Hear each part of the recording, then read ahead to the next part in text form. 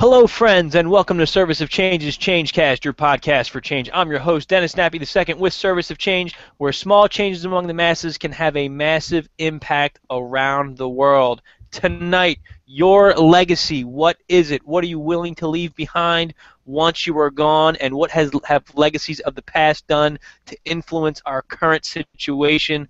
We're going to talk about that tonight. But first, let me introduce my co-host, my partner in crime, Joel, the provocateur Schaefer. Joel, what's going on tonight, dude?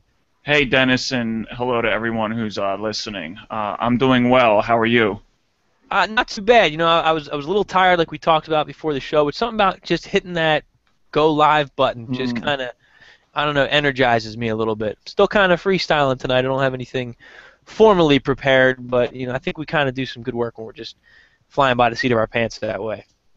Yeah, good stuff can come out of that. Yeah, definitely. I think it always does. It reminds me of something I want to get into in a minute. It has nothing to do with tonight's show, but I want to touch on it. Something that Alex Jones put out this week. So give me a minute. But let me also bring on Miss Lori. Lori Latimer. She was recently in was it Sweden, Switzerland? Lori, where were you? Switzerland. I was in Switzerland. One of those places. I got confused for a minute. How are you, and how was your trip? I'm all right. My trip was fantastic. I went to visit a friend that grew up in Switzerland. She's living there again, and we really just did practice a lot of jiu-jitsu and took naps and walked around and ate a lot. So that sounds like awesome can't stuff. really complain about that vacation at all. And she lives in Geneva, which is a really beautiful city. Yeah. And has a lot of water around. So yeah, it was just awesome. That's really awesome. And I hear that you're also now, because of that trip, an international author. Is that right? Is that the word? How it goes? Yes. I sold 2 whole books when I was in Switzerland. So, I mean, that's exciting. That is exciting. So your books are across the ocean. That does count. That absolutely counts. And you may have, you know what though? I think you had one sale on the Kindle through to the UK also. I'll get you your numbers this week. Yeah. I think that was yours. I got to look back at it, but yeah, I think you had an international sale as well. That's awesome. Yeah, it's funny. My little goal for the book was to have just one person that I didn't know buy the book. That's exciting, isn't it? And so I was looking at the reviews on Amazon, and there was definitely I think 2 people that I did not know at all who wrote reviews. Yeah, that's great. I was like, oh my gosh, I can't believe someone would come across this and read it and buy it, right? And like it and say nice things without knowing me personally. It's really flattering to get that, Yeah. We were talking before the show about our newsletters. I've changed the format. Let me backpedal for a minute. I'm frustrated with social media. It's tough getting stuff out there. I mean, Facebook, within the last, 2 years, changed the way they show posts to people. So through our Service of Change page on Facebook, I'll put content up there, and maybe on a good day, 10% of the people that subscribe to the page will actually see the stuff I'm putting up there across their news feeds, unless I pay for it. So that's really frustrating, because I just want to share, articles and information and stuff. I don't want to just have to pay just to put stuff out there. So I'm really pushing the newsletters now. The best way to get, you get our podcasts, you get, any articles that we're writing. I'm trying to do it weekly right now, and other interesting things. And sometimes, we have events and things. But the newsletter's in really good shape right now. I'm really proud of it. It's a free subscription. You sign up for it at serviceofchange.com. And that's kind of the main push I'm doing right now. Now, we're still working our Twitter feeds. We're still working the social media, because when you go to it, there's great stuff there. But I want, the newsletter is the way. If I want everybody to have access to something, I'm pushing it through that newsletter. So please sign up for that and stay connected. Because I had some wonderful discussions with followers this week, and it's so rewarding when our listeners and our readers write back and say stuff like, I really enjoyed, this show, or I love what you're talking about. I love the articles. To me, that's incredibly rewarding, and that's why we do it. So for you guys too, Lori and Joel. I mean, we've got some good feedback. People keep saying they appreciate what we're doing, and they're enjoying the work we're putting into it. So that keeps me going on those days where it's like I'm really tired and I don't feel like doing the show or editing or whatever. It's nice to be back. So to our listeners out there, thank you, and please, if you haven't subscribed already, please do it. And I want to hear from you. Please reach out to us, and just reply to. You can just reply to the newsletter. That's all you need to do. So, all right, that plug is over, and I just want to draw people's attention real quick also to the webpage, servicechange.com. There have been some new changes there. There's better access to our content right there on the homepage. Check it out. I'm really proud of it.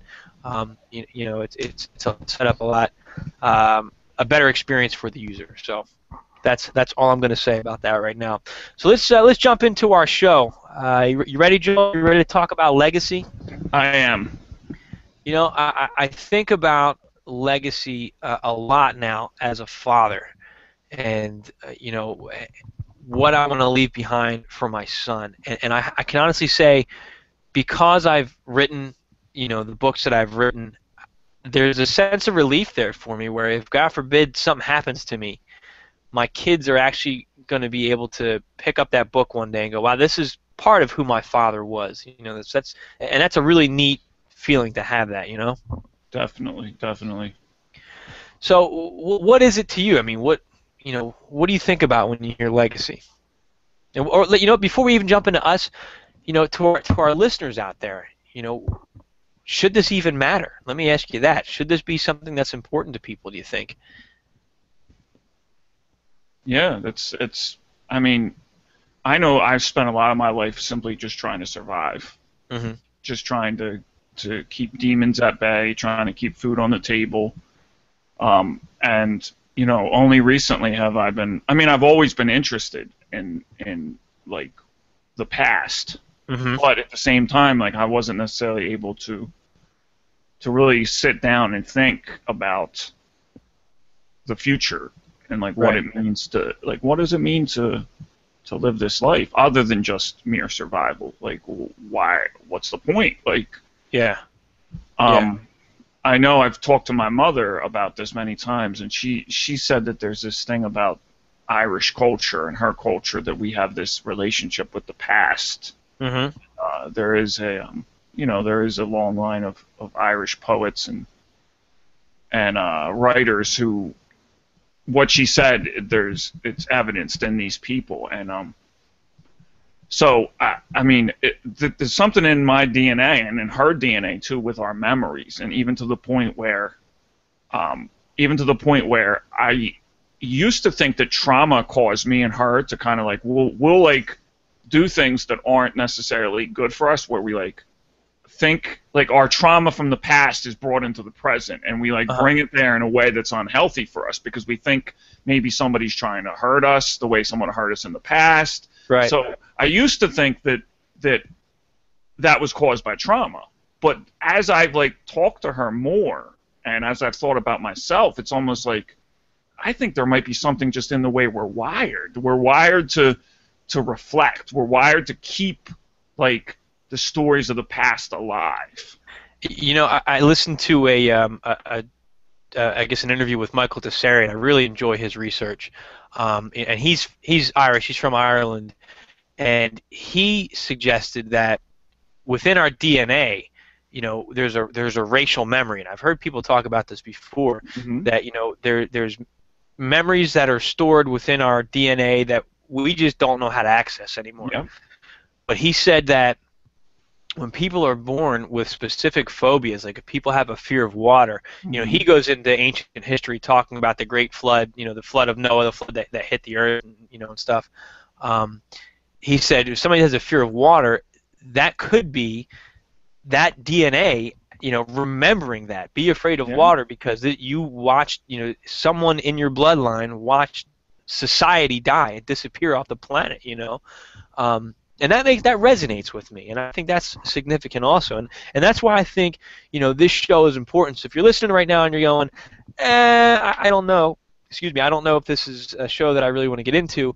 I think that legacy is one of our greatest responsibilities right now, and I look at where we are now and all the mistruths and misdirections and flat out lies that we've been fed throughout our entire lives. This is what the truth movement's all about. We've been given a false legacy, and I think that's why we are in the situation that we're in. So I think we have a responsibility to write our legacy going forward, so future generations aren't coming into existence without everything that they need to not just survive but prosper. Because when you're in survival mode, like you said, Joel, you can't focus on everything else. And we've talked about on the show, that's how it's designed. They want us in that survival mode, that fight or flight constantly, because then you can't think of how can I make this better. You're just thinking, how can I get food on my table? You know?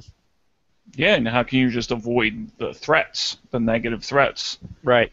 Right, and this all ties into, for me again, and you may not feel the same way, and our listeners may not feel the same way, but I look at this, and in listening to, a lot of talk with the indigenous populations and how they talk about the world was destroyed. I've had this thought a lot. The world was destroyed, 4 times, 5 times, depending on which culture you talk to. That's significant to me in that, well, if it's been destroyed that many times and we keep starting over, at what point are we going to say, this doesn't work?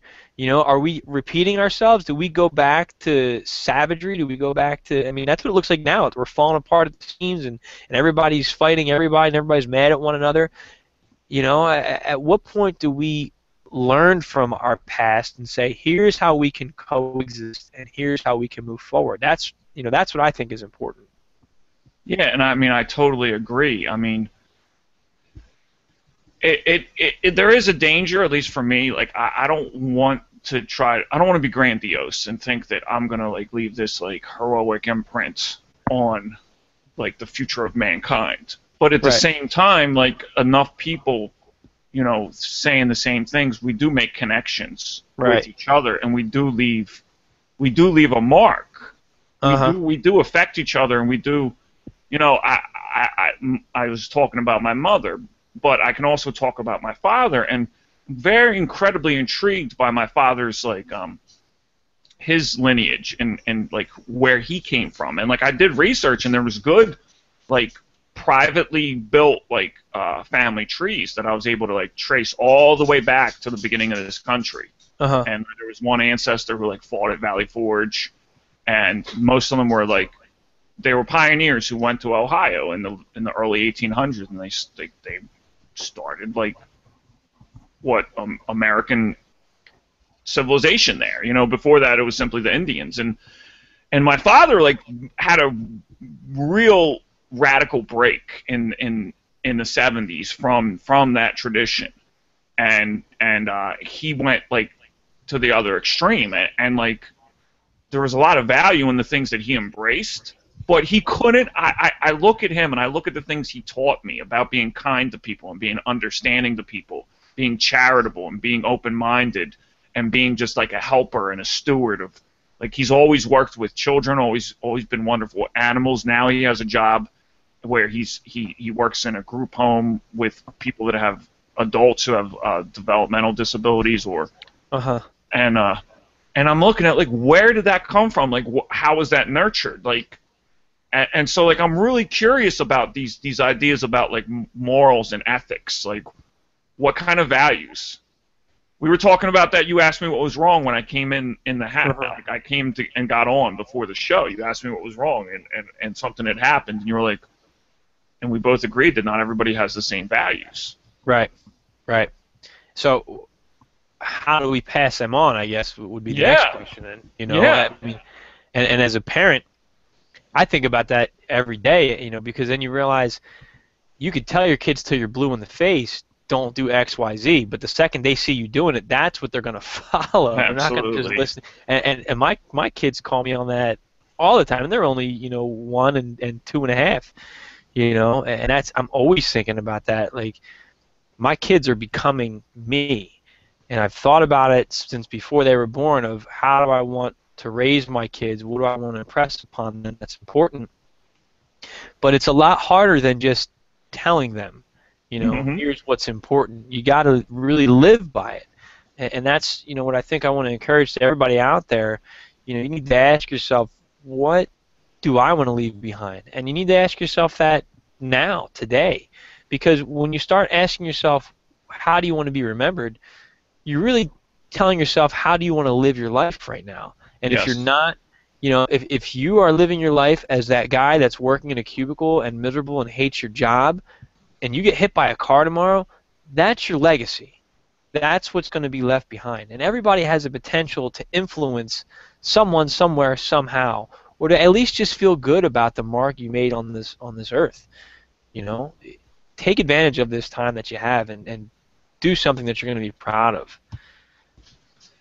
And like when you're talking about living by example rather than just by like teaching, so to speak, rather than just by words, by telling, it makes me think of like so much of the social media and just media in general. There's a lot of telling, and there's just this spirit, and I get involved in it too, where there just seems like there's a spirit where it's like, that's wrong, and don't do that, and it's kind of it kind of is discouraging to me, because so many of the issues that get brought up like are so complicated. And there's so many moving parts, and it seems like a lot of us have devolved. Like, we're getting it right in the terms of, like, we're trying to look for the wrongs in things. Like, if we see something that's wrong, we want to call it out, and that much is good. But, like, the road to hell is paved with good intentions. You know what I mean? Like, it's more... Yeah.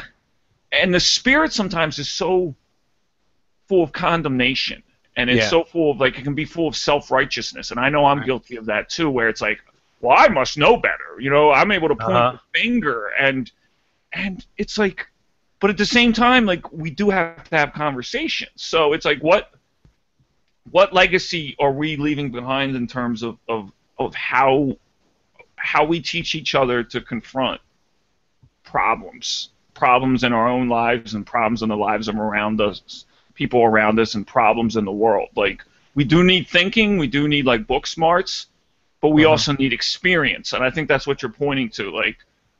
Like, what experiences do people have? And that's why our show, I think, we talked about this before, the show is good because we bring people who have had direct experiences onto the show, and we try to learn from them.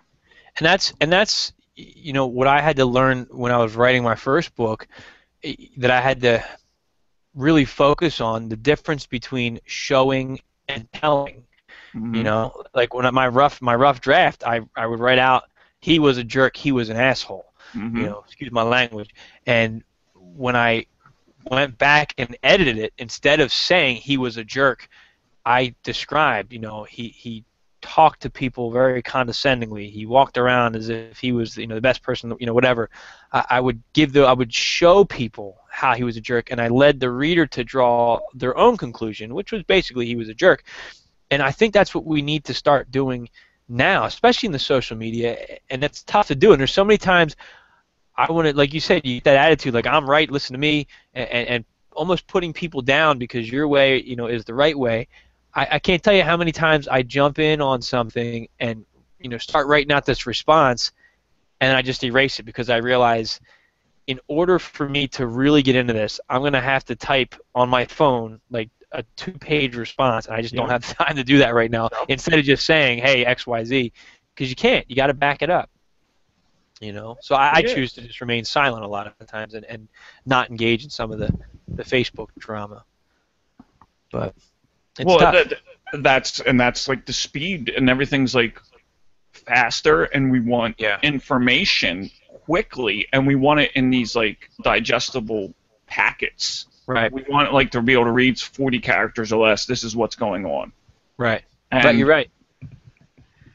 And as a person who's always read books, like, I mean, I don't want to come off as a snob because I started reading books early on, and I have a mind for books. It's just a strength I have. Like, I read really quickly, and I'm good at reading. Like, so I know that, like, not everybody has that same talent, and I have plenty of other things that I'm not talented at, weaknesses. But something is lost when people aren't reading as much. And I don't know if they're not as reading as much. I would think maybe the same people who didn't read are still not reading, and the same Reading people. changed though.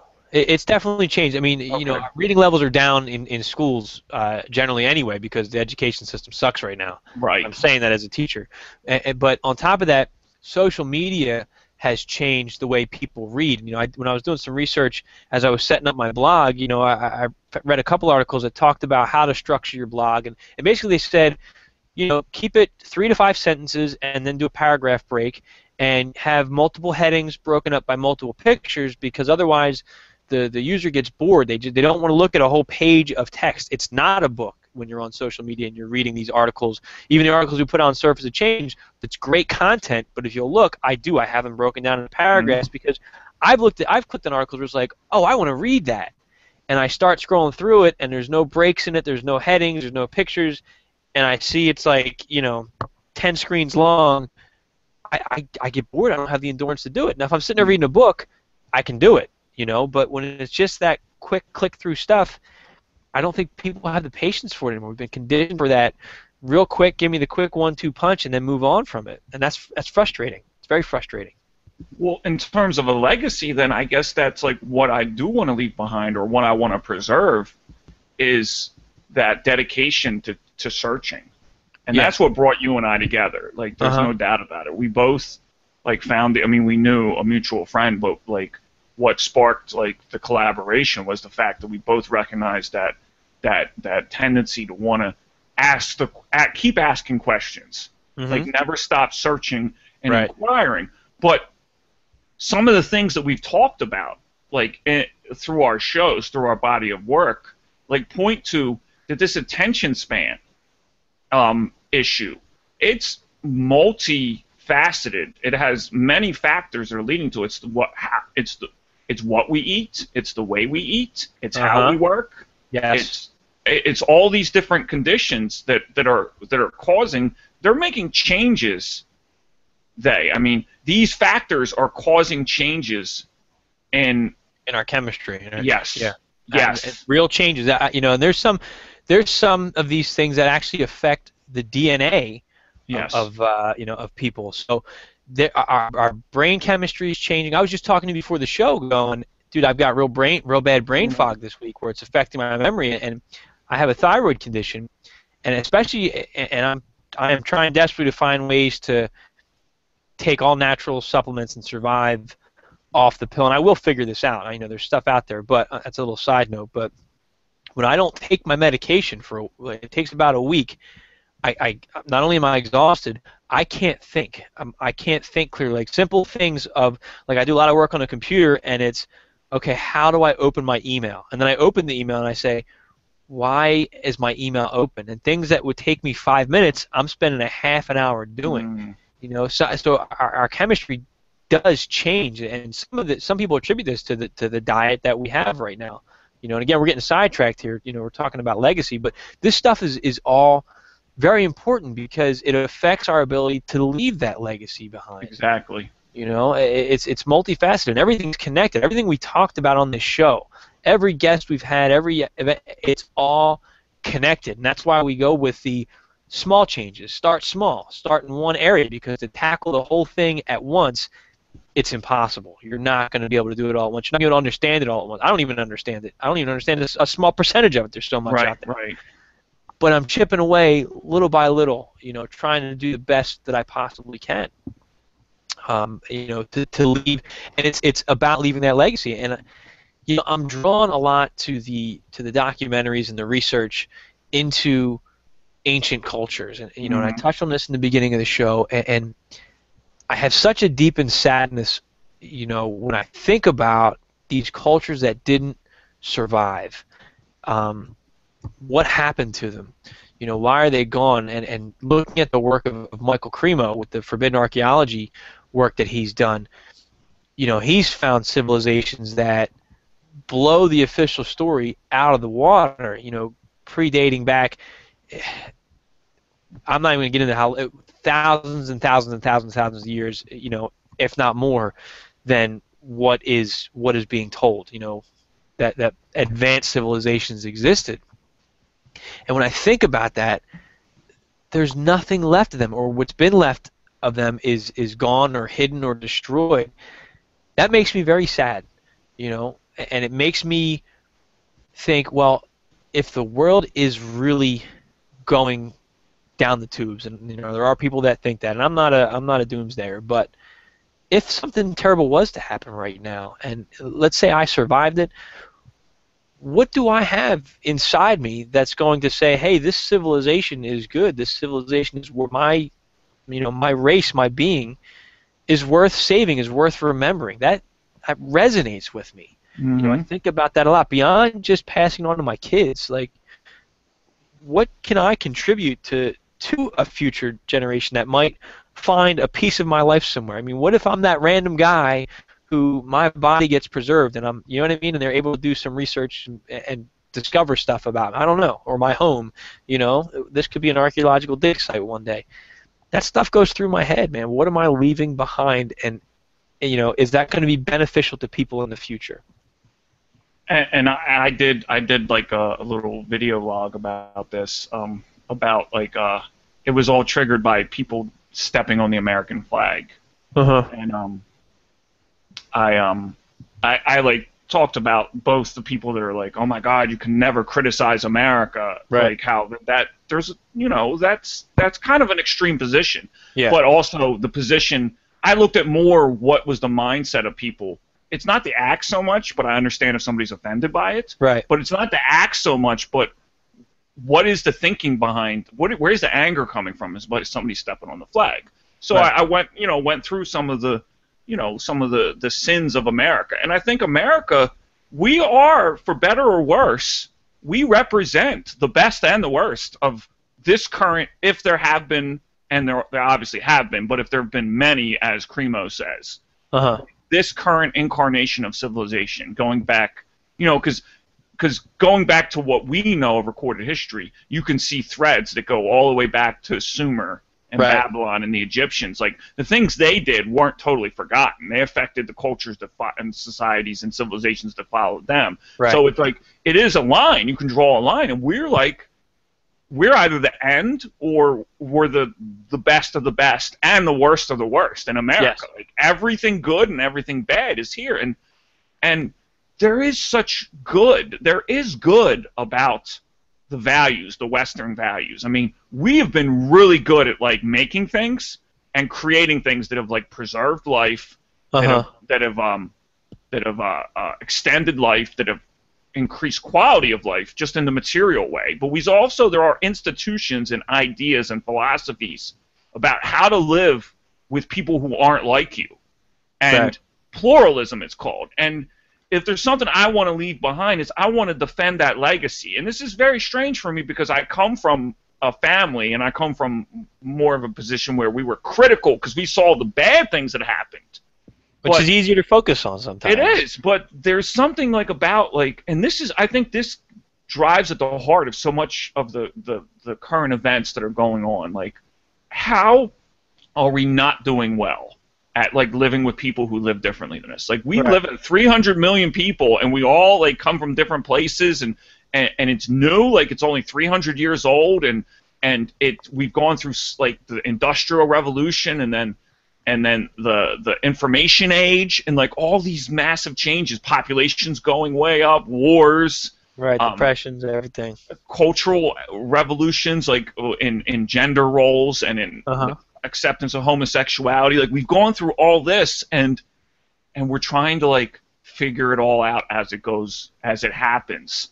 And like, I want to be the type of person who helps that process, with the idea that it's not going to die, that we're not going to destroy ourselves. Right. We're gonna come through it. We're in the. Hopefully, these are just labor pains of a new beginning. I hear you, and I want to comment on the flag stuff that you talked about briefly. Sure. First of all, I think that part of the problem with this is I think the people that are burning the flag and stepping on the flag, I think they want a reaction, and I've talked about this in a lot of our shows.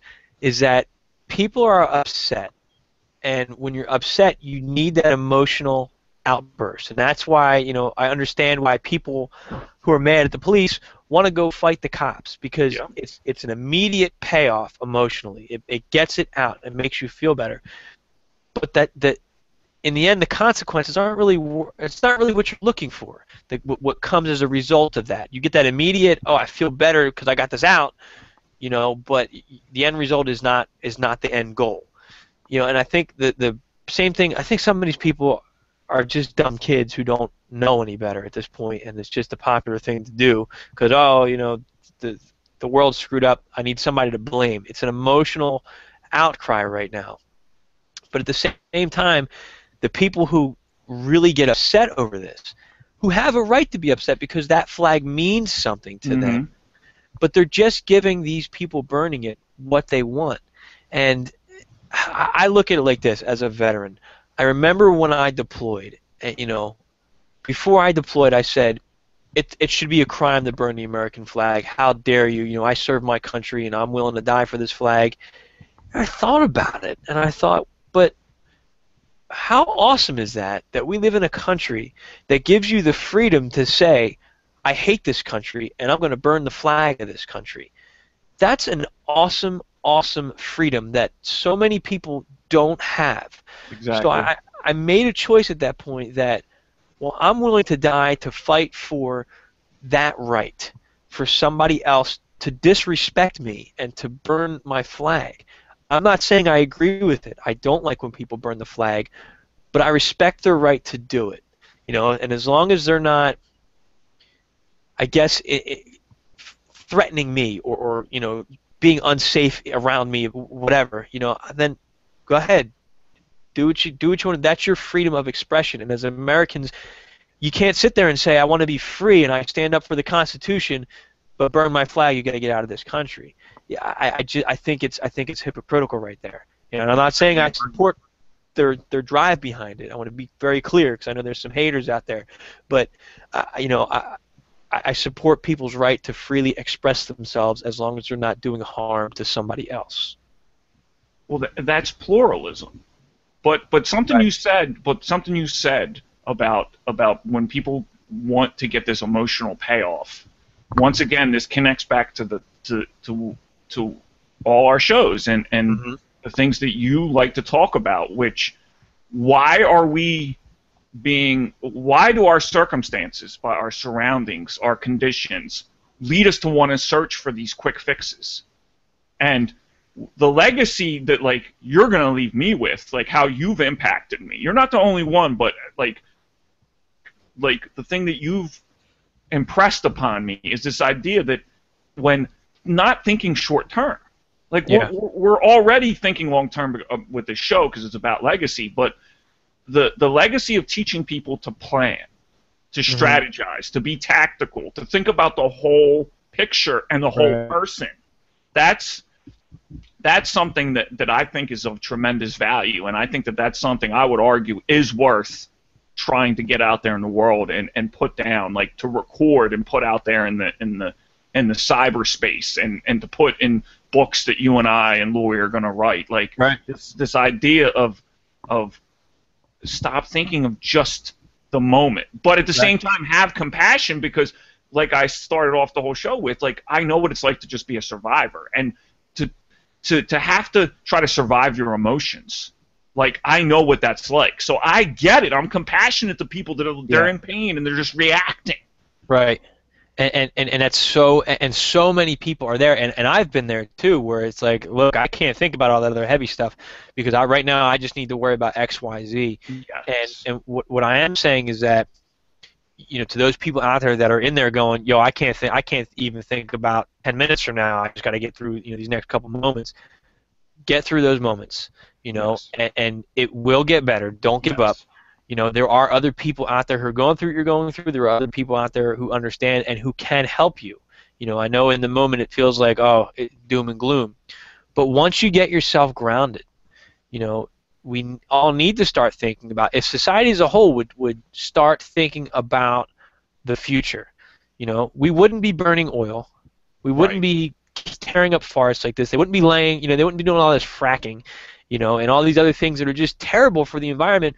We'd be demanding an investment in cleaner energy, and that's just one example. That's legacy, I am worried about my children. I'm worried about my grandchildren, because I love them and I don't want them to suffer. But I'm also worried about the children, in other countries that are affected by wars. I don't want them to suffer, And I think if we can really stop thinking selfishly, like, well, I just need this for me right now, which is our survival instinct, and start asking yourself, well, why? Why is that important that you continue to live on? So you can, go sit in your cubicle every day at work and hate life and hate your job? What are you working towards? What does your life mean? And I think if we can start thinking that way and transitioning that way, that's a small change, just changing your view. That will have a ripple effect through you, through your life, through your actions, and through society. And that's the core of service to change, that small change. It's just a change in your perspective that can start a chain reaction of wonderful things for you.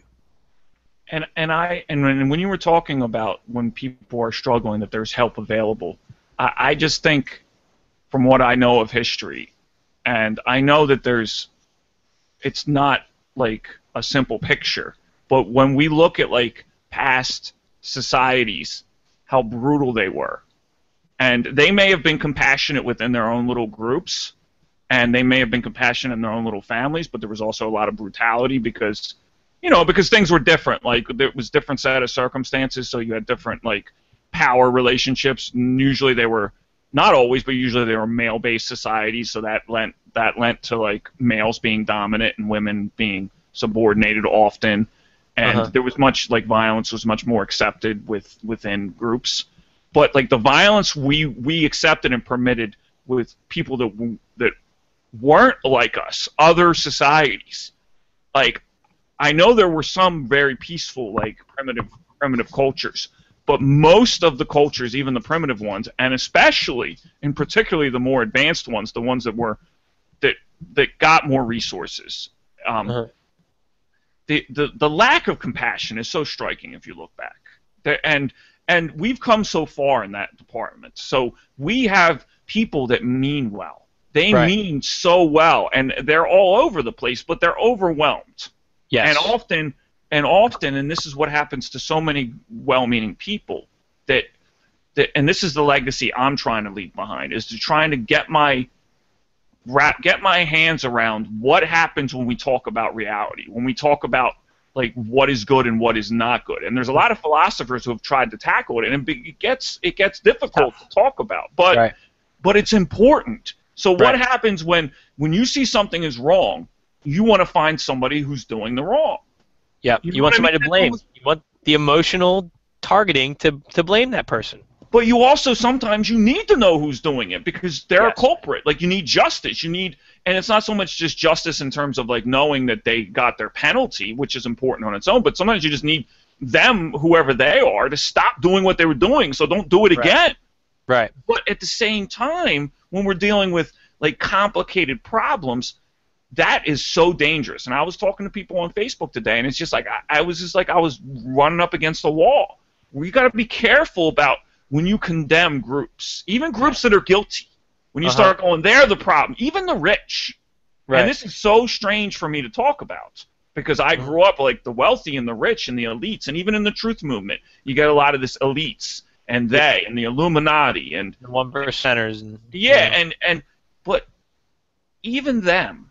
Even a lot of those people, they're subject to their conditions. So you're born into this family, and you have a bunch of expectations. You have a father who's like, you've inherited this, talk about legacies, you've inherited this position. You run this corporation, or we have this power in this situation. And you may not be exposed to how other people live. You know what I mean? So why do we throw our empathy out the window when we're talking about those people? And you can have empathy for people even if you think that the choices they're making and the power that they're wielding, they could wield it differently. Because we want a boogeyman. Exactly. And I mean, that's the same thing in religion. Yes. With Satan, with the devil. Exactly. Makes it easier to say, well, the devil is doing this, the devil made me do it. I mean, and you can make the argument for the stuff that I've written about with the archons and stuff. I say that they're influencing some of the negative behaviors that we do. But I still take, my point is, we need to own this. Yes. And there are negative things out there. Sure. But my question is, are we doing everything we can to improve our situation, regardless of whose fault it is? Take that responsibility. And if we all started caring to that extent of, well, even though so-and-so screwed up, I don't want this, to affect society negatively. I'm going to help. And we don't do that. Not enough anyway, or not enough of us do that. And I'm guilty of it sometimes too. Oh, that's on you. I'm not getting involved. I don't always do that, but I have had times when I've done that. We need to stop just looking for that boogeyman for the sake of saying, well, he did it, so I don't have to get involved. And we need to instead say, okay, he did it, so I need to avoid him or help him to prevent this from happening in the future. And I think that's where we need to shift our focus and stop, again, just pointing the finger and blaming somebody. I think that's kind of what you were getting at, right, Joel? Yeah, exactly. I mean, and there's been some studies from evolutionary biology and like cultural evolution that talks about that when we were in groups in real primitive states, especially when we first started developing language, if you believe that's how it happened, but there is at least some evidence that it at least somewhat happened that way. There may have been other forces at play or whatever. I don't think saying that we evolved necessarily discounts other accounts. But no, I think on a side note, I think evolution exists. Yes. But I think there was some other stuff, some other interventions along the way. But that's a whole different show. Right. But what I'm saying is, at least seems valid to a point that like we didn't have language, and like I've read some things where it was like it was really important to our early survival that we isolated bad actors before. Like think about a child who's just pre-verbal. They can't really communicate with you. Well, at one point, our species was kind of just in this stage between being like, not having any language and having some language. And in those times, like a mechanism started to evolve where, like we found a bad actor, and we started to like have a built-in kind of joy at being able to like point them out and isolate them. And be like, they're the bad one. They're going to screw everything up. Like maybe they were not cooperating, and their cooperation was necessary to the group's survival. So there was this thing that like got built in where we almost get this joy at being able to find a boogeyman, or this thing that is called justice. That is sometimes it's too close to being revenge. Sometimes. Oh, you know what? I got it. Keep talking. I want to read a quote from my book, because I was going to bring this up tonight, and then I decided not to, but you just brought it up. So go ahead, keep talking. No, I was saying that, like, and some of that's normal and natural because we it's there. Like, we're not going to suppress it. It's like sex. It's like other desires. Like, I'm not trying to repress it because that won't even work. But it's like moving beyond that to where, when we try to be proactive and we try to think of solutions, like what are I'm just so impressed with the fact that the one thing I pointed out was that we've improved in terms of our compassion and our morals, and we also have such great technology, but there seems to be a gap between the two, and they're ghetto-wise, they're separate. So it's like, but in some places, and where people are doing really good work, they're combining the best of both, where they're using their resources, they're using their technological resources, the ability to communicate, the ability to like gather data, to like understand problems, and their compassion, and their altruism, and their goodwill to the best effects. But the problem seems to be coming where people are either overly emotional and they get trapped by thinking that they're like more righteous than another person, or they're on the other side where they're like, the answer is all in technology. You know what I mean? Or they're materialistic. They're just they're caught in the literal, and that bridge between the two is like where I've found myself, and that's the legacy. I don't know if I'm going to contribute anything meaningful long term to that. I think you already have. Thank you. I mean, you challenge people to think. You've challenged me, quite a few times, to push myself or to take a step back sometimes, because I can get trapped in that type of thinking sometimes. I don't like to. Right. But it's sometimes it's hard not to fall into that. Things, like I've sat back and go, wow, why didn't I question that? And instead of just going with it, So, and we're you. Human. Right. Exactly. It's human nature sometimes, and I think that's where working together and embracing differences, and instead of me saying, how dare you challenge me, because it does make you feel vulnerable. If you were to say something to me that may contradict what I said, it can be embarrassing. Sure. But why are you doing it? You don't say that stuff to be a jerk. You're sitting there going, hey, you may be misinformed, you may have gone down another path, or this may work better for you. You're just trying to help. But it's hard for us to face, again, that emotion, that embarrassment, that, oh, I failed or I was wrong. But again, I think we just need to own that and look at it, well, where's the best room for growth? What's the biggest payoff for me? Instead of, let me just protect my own ego and save face. And you were talking about justice and revenge, and that's something I think is a big problem in our society, is that we're constantly looking for that justice.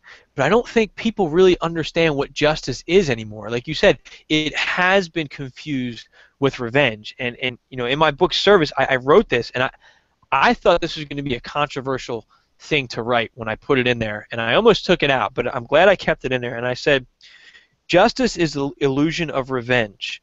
Revenge is a product of selfishness. Selfishness is a manifestation of greed. Greed is the cause of injustice and crime.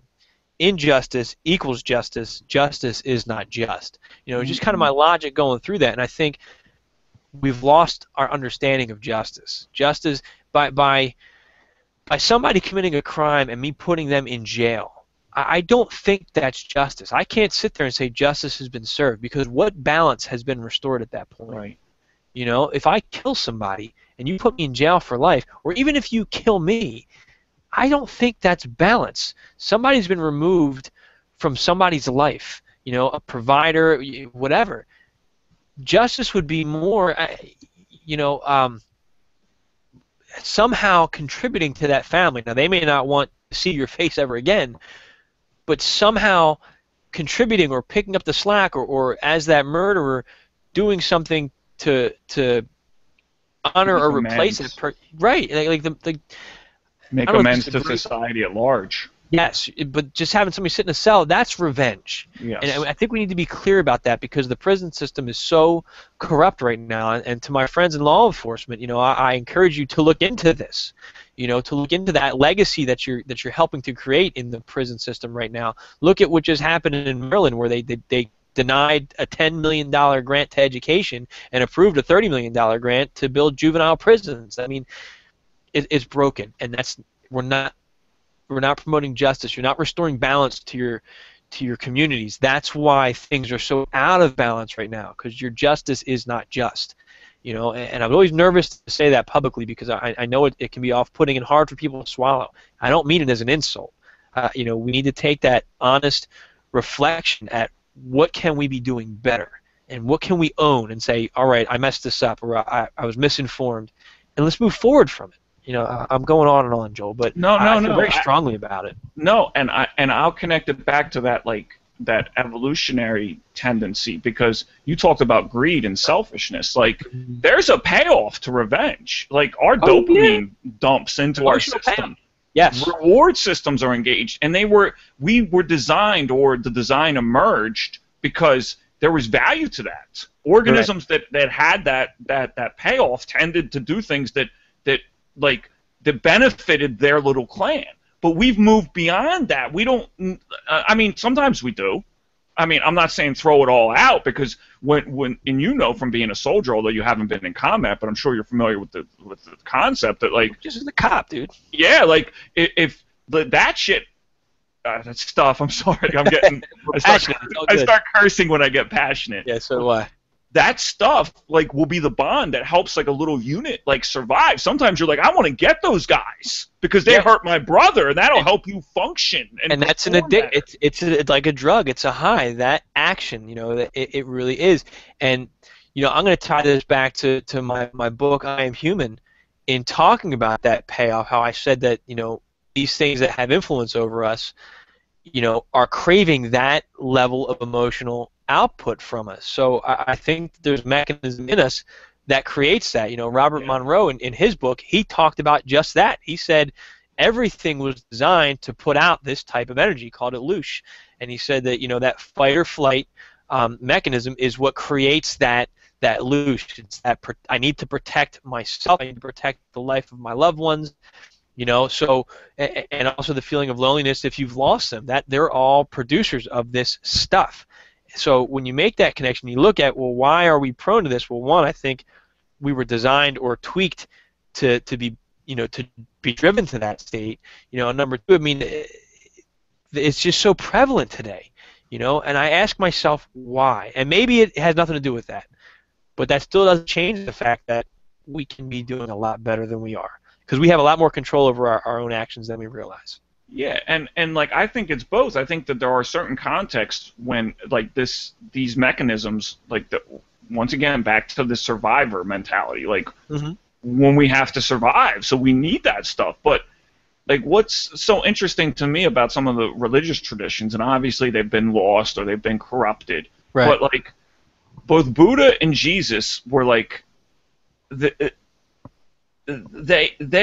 saw this stuff, and there had been other spiritual traditions where it was like, okay, we have these tendencies that are like wired into us, and they obviously didn't have the science to understand why, but there were certain religious traditions, not Christian, not Buddhist, that were like, well, why don't we just like go and isolate ourselves from all these things? So those were like the hermits and the ascetics, the like some of the people that would just isolate from being human.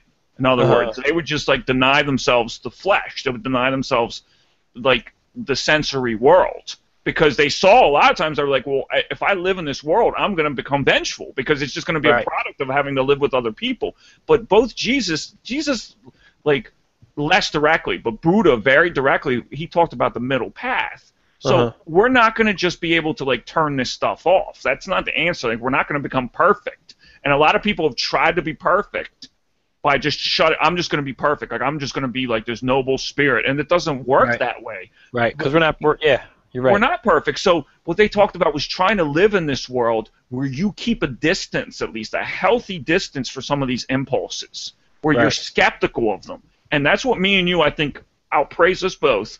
We're incredibly skeptical of the forces that, to the point of where we agonize. Like, you agonize often about. Yeah. You're in agony sometimes with your interactions. You're like, did I do this wrong? Could I do this better? Right. Or you're just getting this input from the world around you that just causes you, distress, because you don't want to inflict pain, but you also don't want to witness pain. You're absolutely right. You're absolutely right. And I don't want to inflict it, but there are times where my initial reaction is, oh man, I would love to just jump in and kick that person or whatever. Dispense some justice. yeah, exactly. Old school, I've used to have fantasies about that. Oh, if this guy did this, here's exactly what I'm going to do, and it would make me. I'd get all charged up over it, and sure. I know that's not the way that I want to live my life, and that's not the legacy that I want to leave behind. As a teacher, just as a person that, as an author, as someone that does a podcast, we may have a listener or two who takes our advice. I don't want to put that out there, because I think that mindset is what's causing or contributing to so many of the problems in this world. And it comes back to, I guess it's more of a service to change, small changes among the masses mindset. We look at all the problems with government, back to the boogeyman. We blame government. We blame corporations. We blame big pharma. I do it all the time. Look at these companies are doing these horrible things. They are. But why are they doing it? Because we let them. Because we give away our interest in politics, and we just ran away with the voting. As consumers, we allow these corporations to run out the mom and pop shops, and we trade that for convenience of stores like Walmart. Yep. We failed to get educated on the food that we're eating, because we got so far removed from the actual process of killing the animals that you're going to be eating. Yep. I mean, we gave all of this stuff away, and that's what I talk about with the small changes that ties into the legacy you leave behind. Exactly. Get back in touch with that stuff. It seems overwhelming, but when you do it one step at a time, go to servicetochange.com and read the article I put up there, about raising hens. It's a really good one. We just got some baby chicks. It's on the homepage, and it talks about this. How take those small steps And that can bring about that change, because as consumers, again, this stuff is happening because we allowed it. That's the main point I'm just trying to make here. And it's Yeah. time for us to take ownership and to take that power back. And I think it's so important, like, to try to show that care, but at the same time we have to show the care to ourselves. And that's why I love what you say about the small changes, because implicit in the idea, you always like just do it one time, you understand, like, that's care for you, because we can overwhelm ourselves and not be humble about our own limitations and humble about the problems that we're facing. Like, we have to care about ourselves too. Like, we can't just, you know, how many well-meaning people I know, and I've almost fallen into this too, where you burn out. Yeah. Because you just get, you take the weight of the world on your shoulders, and you think you can fix everybody's problems, and you have to have that care for yourself, at least. Right, you do. You got to take care of yourself. And you know, and I look at it like this. You know, if your biggest concern right now, and I know there's a lot of people out there, let's say it's your weight, you're overweight, you know, you're unhealthy, you don't like what you see when you look in the mirror. You know, well, this applies to you too, for your legacy, for the small changes, because if you do some research, do some homework on what you should be putting in your body, how to exercise, how to eat healthy, and you start small by just changing one little thing in your diet and adding more and more exercise each week. Number one, it's eventually going to become your natural routine. So it won't be hard anymore. It becomes natural second nature. You're not going to have to put as much thought power into it because it becomes automatic. And just by you changing your diet, exercising, and eating healthy, you may need less medication. So now you're affecting the pocket of big pharma. You know, you're going to understand your own, you know, holistic health care better. So you're affecting some of these out there, and you're going to be eating better food, so you're affecting, you know, the food industry that's putting out all these GMOs and horrible crap out there. So just by you doing a little bit of homework, a small change, and trying to change your diet and exercise more, you're impacting so many bigger and larger industries, and it's such a small change. And again, that's a legacy right there, because then you can pass that on to your friends, your family, your kids. I have people coming to me all the time. Hey, what do you know about this? What do you know about that? Because they know I'm interested in eating healthy and this and that. And they're all adopting it now too. And they're just small changes on things. It started out me going, I want to eat better. I don't want to eat processed food anymore. That's it. That's all I said. And this is what it's become. You know, and we're coming up on the end of our show right now, Joel. So let me kick it back to you, and you know, any final thoughts that you have. I've got a few minutes left. I think it goes back to the power of example too, because like I started seeing a dietitian recently, and I was like very skeptical of all that stuff. You know what I mean? But I was unhealthy, or I was becoming more and more unhealthy. Like I was always been very thin, so you know I was able to get away with putting on some pounds. But then like I had kidney problems, and I was talking to the dietitian, and it was because it was too much salt. And I look at the food that I'm buying, and like one can of soup has like 66% of the sodium that I'm supposed to have for the day, and it's only like 300 calories. So just to keep to have the basic level of nourishment, I have to eat another at least like 1,500 calories, and then I have to make sure that I only get 33% of the salt in those other 1,500 calories. And it's like, but like listening to you and just like seeing like, you know, and I don't even think I was conscious of it until I reflected on it, but we absorb things from our environment without necessarily being conscious of it. But like I saw that you tended to be like more level than me, even though I did like we have some of the same, like, you know, being empathic, where you do struggle with like, you know, emotional things and things from your environment, but you just seemed the level. And I saw you doing like working this high pressure job, like, you know, taking care of 2 kids and doing the podcast, and it was like, then between that and the dietitian, it was like something's working here with like to help his mental health. You know what I mean? To give him a better affect, to be a leader. Like I looked to you for that leadership, and I was like, you know what? I was like, you know what? Like that skepticism, because a lot of it was just defensiveness, because I didn't think I could do it. I didn't think that I had it in me to like be that disciplined with my diet. But once I started doing it, it was empowering. Right. And then I started to feel better, and my mood started to be more level. And that's because you looked at it initially of, I got to make this drastic change, and it's got to be instantaneous. Like I've seen people go on diets before, and they get rid of all the junk in their house at once, you know. And it's like, well, now every time you want to go food shopping, you need to spend an hour planning that out because it's not second nature yet. Like my start to this literally was the first thing I did was I used to buy the Swiss Miss lemonade all the time in Upper Darby, or maybe it was an Aston in the neighborhood, and what I did was I started cutting it, and instead of drinking a full glass of lemonade, I would do half a glass of lemonade and half a glass of water, until I eventually got to just drinking water with lemon in it. Until it was just straight water, and now you know all the crazy stuff I drink now. That's all healthy. And that was the start of me changing my diet, was reducing my craving for sugar, because that's I can't even drink that now. It's just pure sugar water. Oh my gosh. You don't even like it anymore. I don't. I can't. I mean, I'm nauseous if I drink that stuff now. But so it was such a small change. If I was to look at it and say back then, if I was going to say, you know what, I need to be drinking smoothie every day, having a salad for lunch, and a sensible dinner and a salad for dinner, there was no way I would have done that, man. There's no way. And I still cheat. I still have bad days. But I'm doing so much better now than I was a couple years ago when I started down this path. So you can't set your end goal, but you also got to set those mini goals, and implement those small changes. So great point, Joel. Thanks for sharing that. I appreciate it. It's not easy, but when you take that small step, it's definitely doable. So I hope to our listeners out there, you can take some inspiration. And we want to, send us your feedback. What's your experience with it, either in the show notes or respond to the newsletters, and let us know what your experience is with this, or suggestions that you have. I might as well jump into it now. If you have an idea for an article or for a show, or you want to be a guest on the show, please hit us up. Check out our Changecast link. Check out our blog. There's a form there where you can fill out to be a guest on our blog. Or we're always looking for writers too. We're really trying to develop our content and grow our content. So please consider writing for us. Whether it's one article, whether it's you want to do something on a more regular basis. We're definitely looking for writers. So please consider reaching out to us that way. And as always, a great way to support the show by liking and sharing our stuff.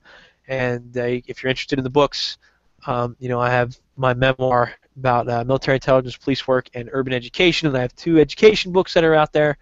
And I Am Human, which is more of a spiritual-based book. And then we have Lori Latimer's book, The Art of Service, a collection of haiku poems, which is getting awesome reviews and doing really well in its first month of publication. So those are my quick plugs, my quick commercial. Joel, any last-minute thoughts before I go ahead and close out the show?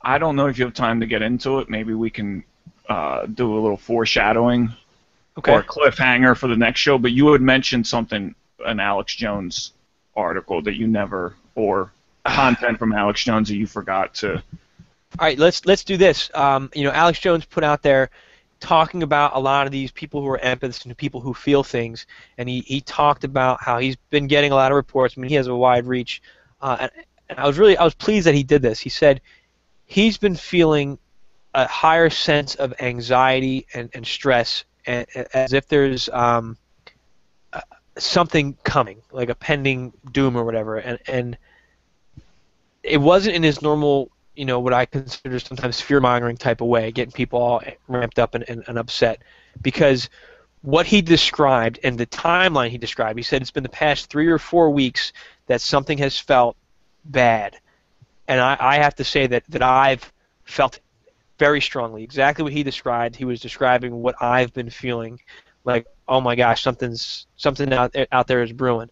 Now, my friend Jerry, whose show was on Revised Reality Radio a couple weeks ago, she has a group of empaths that she speaks with, and I made she actually is the one that showed me this article, and I commented on exactly what I was feeling and exactly the type of doom that I was sensing, and everybody in that thread pretty much was like, oh my gosh, I'm feeling the same thing, So I think there's something to it. I don't know that it means that there's something bad that's going to happen, but there is a sense of anxiety that's out there. So, I'm going to piggyback on what Alex Jones did. You go to his website at InfoWars and check out, the bigger names, what they're talking about. But to our listeners of the show, I want to know if there's anything to this as well. Are you feeling it? Have you had this sensation? It's been about the last 3 to 4 weeks, for me personally, that I've had this anxiety. It gave me chills listening to him talk, and that doesn't always happen because he was so accurate when he was describing. So that's my piece, to Alex Jones. Any takeaway from that, Joel? I felt it when Aries came. When was that? March 21st is when, or March 22nd. That's when Aries comes, and I Okay. remember doing. But then I felt stupid because I'm like nothing happened. But Well, something did happen, and I started feeling it, and I started doing a little bit of research into this, and I ran out of time when the quake hit in Nepal. yeah, It that's was true. huge. And then Baltimore happened, That's and true. then another quake hit Nepal, and we had the landslide on the mountain, so I felt it right around that time frame, and then it happened. So I don't know if maybe what I'm feeling is I felt this build up for it, and then Yeah. that hit, and I'm just feeling the residual after effects of that. Sure. That might be it as well, because sometimes you feel it before, and you feel it during, and you feel it after. I don't know. I hope it's over, whatever it is, but I just had this sense like that's not the end. There's something more coming. So I don't know, but that's it could have had something to do with Aries coming in, Joel. It really could have. You're more in tune to that, and you know how I feel. There's definitely something to, the stars and the cosmos have an influence over us. But that's a whole other show, and we do have to close it out. So we're just about out of time. But we can keep. We'll keep this as like a running theme, like monitoring. Yep. Definitely, and the pulse of the collective unconscious. Good way to word it. Good way to word it. So again, please, reach out to us. Respond to the newsletter. It has my email address in there, the Service Change email, or Dennis Nappy II. That's NAPPIII@gmail.com. But really, the best way, just sign up for our newsletter. It's free. And if you're interested in more of the spiritual stuff that we've been talking about, also click on there, for the Truth Seekers newsletter, and you'll get to read I Am Human for free, and a lot more. I go into a lot more detail in that newsletter. And real quick, if there's any people that feel like they're empaths out there, feel free to hit us up, because I know it can feel, like a isolating experience, especially in our day and age where people are like, oh, please reach out to us. You think you're psychic and you're just weird, you know what I mean? But no, there's two people right here that at least we have experienced something similar. So yeah, and we're building a great network of people that feel the same way. Like I said, I've gotten some really good responses from people. So there is a sense of community that I do feel growing through Service to Change, and I'm really proud of where it's going. So please be a part, that we ask of you. Exactly. What else did I want to get into? I think that's pretty much it. Next week, Alex Newman is going to be on our show. He is an author. I don't have the title of his book in front of me, but he wrote a book. He co-authored a book about education, about the crisis in education, how America's being dumbed down. I mean, he goes really deep into detail about this. He's a big guest next week, so you don't want to miss it. Awesome. Thursday night. Yeah, I'm really excited about it. So keep checking back at servicechange.com for the links to that show. It's going to be May 28th at 9:15 right here on the Changecast. So please check that out. I got about 2 minutes. Lori, I'm going to kick it to you if you have anything. If not, no big deal. But if you had any final thoughts for us, she's working the social media feeds. I'll give her a second to see if she's probably scrambling to get to it. There she is. Okay. Any final thoughts for the show, Lori? I don't know. I guess I just been thinking that it's important to think about the future and what kind of impact you're making, but I think it's a balance of also just kind of also being in the moment a little bit, because being present, yeah. I don't know, because if you're always thinking how is this going to affect other people, I don't know, sometimes that could almost get you back to being self-involved instead of thinking of the bigger picture. Good point. Yeah, that really balanced out this whole conversation, Lori. I mean that sincerely. That's a very good point. And sometimes you got to think of you, and you got to think of the present. You're absolutely right. You got to, and what it comes down to is it's all about the balance, right? Mhm. Mhm. Yeah. Great point. Thank you for bringing that up. Sure. Any other thoughts, Lori? I always have thoughts, but none that are relevant to our show right now. So. Okay. You remind me of one of my students who's actually a listener. I say, final thoughts for class, and if I don't specify relevant to this discussion, he will always have something silly to say. I love him for it. Always make me laugh. He'll ask something like, "What color are your shoes today?" or something goofy. So shout out. Avocado. Yeah, exactly right. Okay. Well, to our listeners out there, thank you very much for continuing to support the show. Like I said, there's great things coming. the show continues to grow. A lot of good things on the horizon. We made a lot of good connections with people. We want you to be a part, so please reach out to us. I'm going to go ahead and end the show right now. So again, thank you so much. Check us out at serviceofchange.com, where small changes among the masses can have a massive impact around the world. Be that change. Thank you.